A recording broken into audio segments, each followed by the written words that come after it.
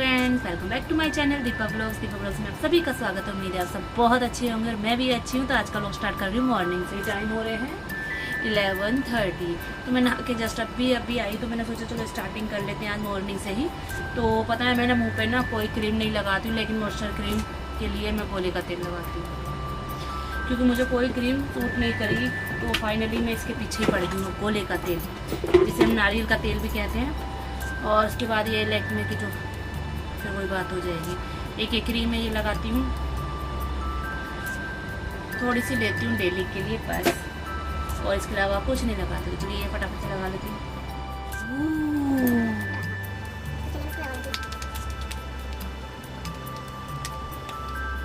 और फ्रेंड्स, कोई face powder नहीं लगाती डेली के लिए। तो एक ये वाइट टोन जो आता है वो है, क्योंकि जो सी चीज़ सूट कर जाए तो वो बेस्ट है। तो जो चीज़ सूट करती है वही मैं लगा लेती हूँ। नहीं तो मैंने बहुत प्रोडक्ट लगा चुकी हूँ कॉस्मेटिक के, समझ लीजिए मेकअप के लिए। तो जो सूट करता है फिर मैं वही लगा लेती हूँ। तो ये वाइट टोन जो मुझे कोई स्पॉन्सर वीडियो नहीं है, बिल्कुल भी नहीं है, मेरे खुद के पैसों से खरीदी है मैंने। तो यही मुझे सूट करता है। तो मैंने यही चीज़ नोटिस करी है, जो मेरे को सूट करी ना फिर मैंने वही लगाई, चाहे वो सस्ती है या महंगी। अब मैं पाउडर लगा के हो गई हूँ गोरी। अब मैं तैयार हो जाती फटाफट। देखो हो गया ना।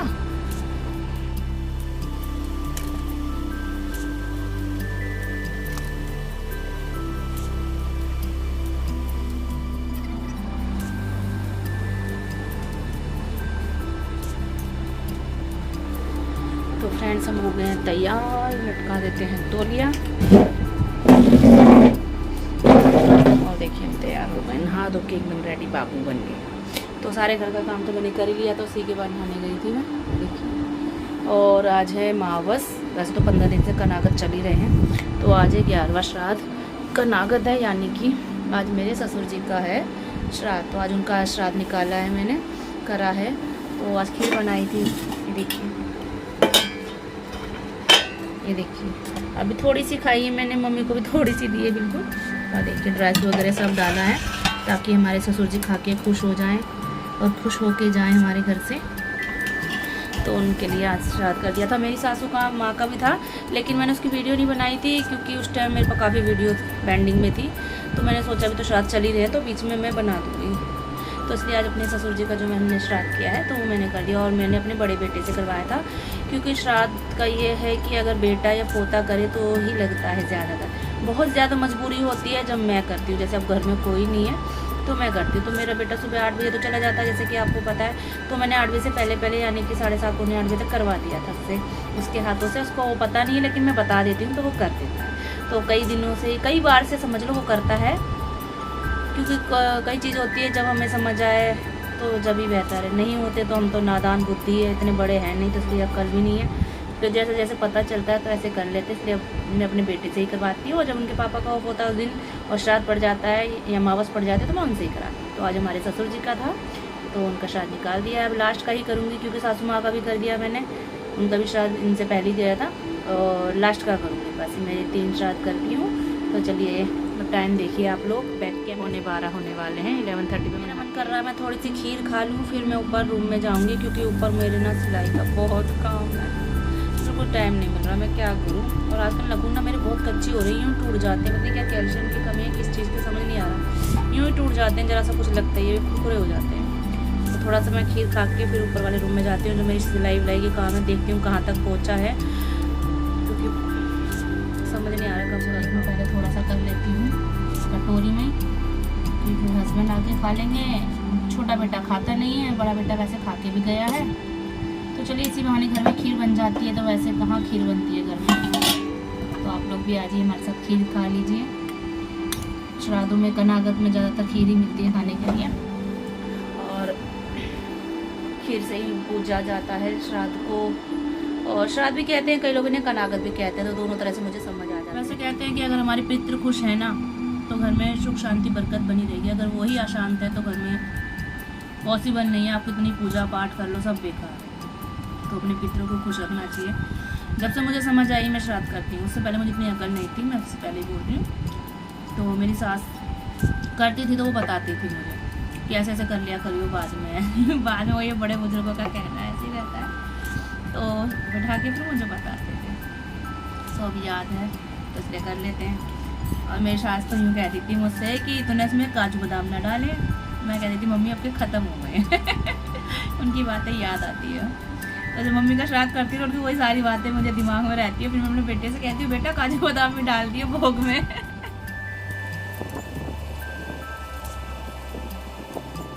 देखिए मम्मी ने ना फिर से चटनी मैंने पिसवाई है। देखिए लहसुन की और सूखी लाल मिर्च हो जाती है ना आजकल, जल्दी से लाल हो जाती है। और देखिए मैंने थोड़ी सी ले ली है सिलवट्टे की चटनी। और सच में कह रही मेरी मम्मी के हाथ की चटनी मुझे शुरू से ही बचपन से ही बहुत पसंद है। बहुत अच्छी बनाती है सच में, मतलब क्या जादू है मम्मी के हाथ में। सच में बहुत अच्छी चटनी बनाती है। और मेरे हस्बैंड मेरे को बहुत पसंद है। वो भी ख़त्म होते कहते हैं मम्मी चटनी बना दो। उनको भी बहुत पसंद है।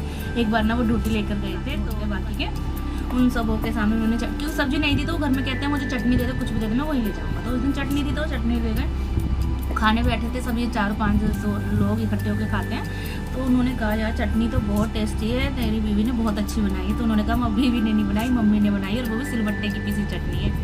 तो एक होता है ना प्राउड सा फील होता है कि यार सब्जी की तारीफ हुई है, चटनी की तारीफ हुई है। सब्जी की तो खैर हमेशा ही तारीफ होती है मेरी, तो इसलिए वो अकेले कहा जाते हैं। तो कहते बहुत अच्छी चटनी बनी। सच में मम्मी के हाथ की चटनी एक नंबर है, एक नंबर किसे कहते हैं। जादू होता है मम्मियों के हाथों में। हम कितना कुछ सीख लें फिर भी हमें कुछ नहीं आता। बहुत टेस्टी सच में, बहुत जल्दी ख़त्म हो जाती है। मुश्किल से हफ्ते 10 दिन नहीं लगते इस चटनी को ख़त्म होने में। अब देखिए आधा डिब्बा है, ये पूरा तो नहीं कहूँगी, आधा है। क्योंकि बच्चे ना चावल मेरे बच्चे भी खाते हैं इसको, तो बच्चे भी बहुत खाते हैं इस चटनी को। छोटा वाला बहुत पसंद करता है। और जो चने की दाल के चावल होते हैं ना उसके साथ बहुत अच्छे लगते हैं। मेरे हस्बैंड को पता चल गया ना चटनी बनी है तो शाम को यही कहेंगे चावल बनाओ। तो चलिए मेरी बहुत बात हो जाती है, फिर मैं चलती हूँ ऊपर रूम में। तो फ्रेंड बैठ गए हम तो अपने काम पे। तो देखिए सिलाई का काम, ये देखिए ये बहुत दिनों से रखा है सूट कटिंग करने के, बहुत दिन से रखा है कटिंग करके। तो आज सिल रही हूँ और ना मशीन ख़राब थी इस वजह से नहीं सिल पा। तो फ्रेंड्स अब हो गया शाम का टाइम, तो मैं बना रही हूँ आलू गोभी की सब्जी। तो आयरन की कढ़ाई में बना रही हूँ। ये देखिए सब्जी तो मैंने चढ़ा दी है, कोई वीडियो शूट नहीं करी है, साथ में दूध भी उबल रहा है। तो सुबह जब मशीन आपको दिखा रही थी वो सही नहीं चल रही थी, जिसकी वजह से फिर से मुझे अपना सारा सिलाई का काम उठा के रखना पड़ा और मेरा सारा मूड ख़राब हो गया है। तो फिर मैंने उसके बाद शाम से ही वीडियो स्टार्ट करी, क्योंकि उस टाइम मेरे सर में बहुत दर्द हो गया था टेंशन। और फ्रेंड्स बताइएगा आपको मेरा आज का वीडियो कैसा लगा। तो प्लीज़ पसंद आया तो प्लीज़ लाइक शेयर कमेंट जरूर कीजिएगा। नए हैं तो सब्सक्राइब कर लीजिएगा। अपना प्यार साथ सपोर्ट इसी तरह मेरे साथ बनाए रखिएगा। ऐसे ही आपके लिए अच्छी वीडियो लाती रहूँगी नए नए कंटेंट के साथ। आप क्या देखना चाहते हैं आप बता भी सकते हैं। जला दी है बेटा पढ़ रहा है, मम्मी हमें देख के कर रही है क्या ड्रामा बाजी है। ये वाली दवाई है, उसमें तो खत्म हो गया ना बड़ा पत्ता। ये वाला मम्मी के कमर दर्द की दवाई है। अभी मैं हूँ तो अब शाम को खाना बनाना तो ज़रूरी है, नहीं तो खाएंगे नहीं तो सोएंगे कैसे बिना खाए। और खाली पेट सोया जाएगा नहीं चाहे हालत कैसी भी हो। तो खाना बना रही हूँ। खाने में मैंने आलू की सब्जी और दूध उबल रहा है। तो अब दूध जब उबल जाएगा तो मैं चने की दाल के चावल बनाने वाली, साथ में है भी चटनी। तो आज मम्मी ने पीसी है ना तो बहुत मन कर रहा है खाने का। तो बस आज यही छोटा सा ब्लॉग है। तो मैं चटनी ना फ्रिज में से बाहर निकाल देती हूँ, ठंडी हो जाए। दिख रहा होगा हमारे फ्रिज में अंधेरा हो रहा है क्योंकि हमारा बल्ब हो गया है ख़राब। तो हमारे हस्बैंड ने खोलने की कोशिश तो की थी पर पता नहीं बहुत टाइट है। तो ये सोच रहे इसकी चूड़ी ना टूट जाए तो इसलिए वो छोड़ दिया मैंने कि रहने दो, ठंडक तो कर रहा है ना, कोई दिक्कत नहीं है मुझे। और देखिए ये है हमारी चटनी, देखते ही मुँह में पानी आ जाता है। तो चलिए मैं चावल बनाने की तैयारी स्टार्ट कर लेती हूँ। और फ्रेंड देखिए चावल मैंने कटोरी से नाप लिए हैं और इसमें डालेंगे चने की दाल। तो देखिए हमारी चने की दाल बिल्कुल गंदी नहीं होती है, बस निकालो और बना दो। तो नमकीन चावल बनाऊंगी ये सिर्फ, क्योंकि इसको चटनी के साथ खाएंगे हम। और इसको साफ बिल्कुल नीट एंड क्लीन। तो इसको वॉश कर लेती हूँ। बैकग्राउंड में मत जाना क्योंकि छोटा हमारा घर है तो सामान कुछ ऐसे ही रखा होता है, क्योंकि टब की भी ज़रूरत पड़ती रहती है हमें।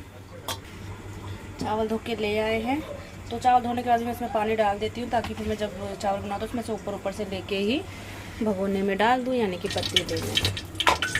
तो फ्रेंड्स, अब मैं बना रही हूँ चने की दाल के चावल, वो भी नमकीन वाले। इसमें कोई टमाटर ऑनियन नहीं डालूंगी, सिर्फ जीरे का छोंक लगाऊंगी। तो यही चटनी के साथ बहुत ही अच्छे और टेस्टी लगते हैं। तो बहुत जल्दी बन जाते हैं, इसलिए पतीले में बना रही हूँ। और मम्मी और बच्चों की रोटी और गोभी की सब्ज़ी है, मैं और मेरे हस्बैंड ही खाएँगे चावल।